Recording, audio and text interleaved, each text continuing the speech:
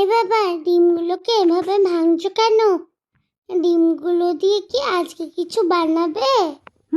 দেখ না কি সুন্দর একটা ডিমের রেসিপি বানাবো। ডিমগুলোকে সবার আগে কিন্তু সেদ্ধ করে নিতে হবে, সাথে একটু নুন দিয়ে দিলে ছালটা খুব ভালোভাবে ছেড়ে যায়।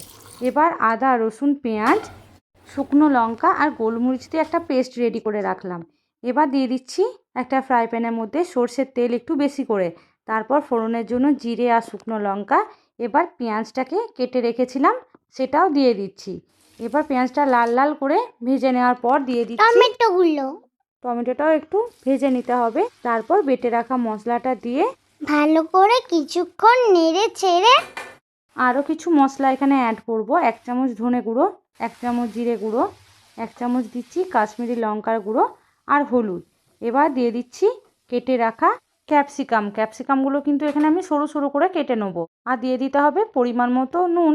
এবার ডিমগুলোকে হাতে করে এইভাবে চেপে চেপে একটু ভেঙে নিতে হবে। এখানে তুমি মোট 4টে ডিম নিয়েছো? হ্যাঁ, এই 4টে ডিমই কিন্তু ভেঙে নিচ্ছি। এবার এই ভাঙা ডিমগুলোকে দিয়ে দিচ্ছি মশলার উপরে। তারপর আর কিছুই না, খুব ভালো করে মিশিয়ে নিতে হবে।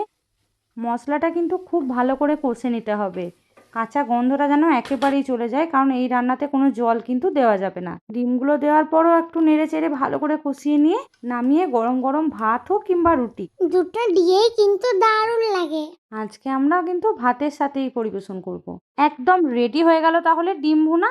দেখা হচ্ছে অন্য কোনো ভিডিওতে। আজকের মতো এখানেই টাটা।